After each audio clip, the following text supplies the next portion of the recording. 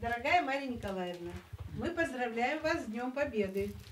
Спасибо вам, дорогие, хорошие мои, любимые. Вот так с цветами и подарками к Марии Николаевне каждый год приходят ее коллеги. На станции скорой помощи проработала 10 лет. Всего в медицине 30.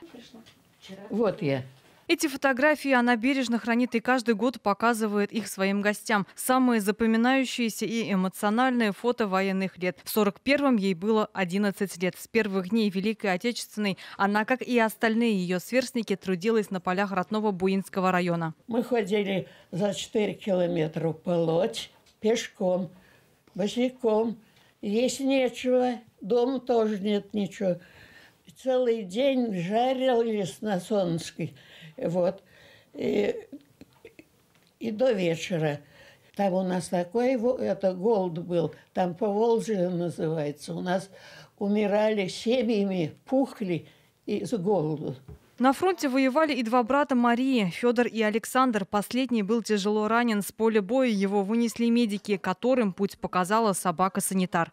У них висел, ну, как вот на ошейнике, вот типа свистка, деревяшка. Они в пасть совали собаки.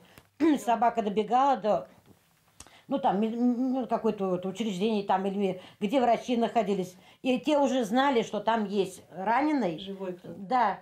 Лежу, говорит, уже потерял память. Ага. Собака пришла, санитар. И с сумкой, ко мне, говорит, сумку положил спиной, повернулась.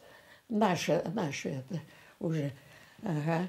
Я, говорит, взял у нее эту, перевязался. День Победы Мария Ашихмина помнит, как сейчас. Мы с ней тут сплясали, куркояк, и побежали бегом в школу, а там уже народу из деревни все собрались. А потом вот я уже вступила учиться в Казань на фармацевта. Я окончила 1 год. Есть нечего. После войны учеба, потом работа врачом. Добрая, отзывчивая, решительная женщина, спокойная, уравновешенная. Работать с ней, рядом с ней, плечом к плечу, было приятно. Мария Николаевна за доблестный труд была представлена к наградам. В свои 92 еще бодра и с оптимизмом смотрит на жизнь. Гульнара Миниханова, Александр Лихачев, ТНВ, Набережные Челны. Закажи рекламу на ТНВ. Телефон в Казани 5 705 100.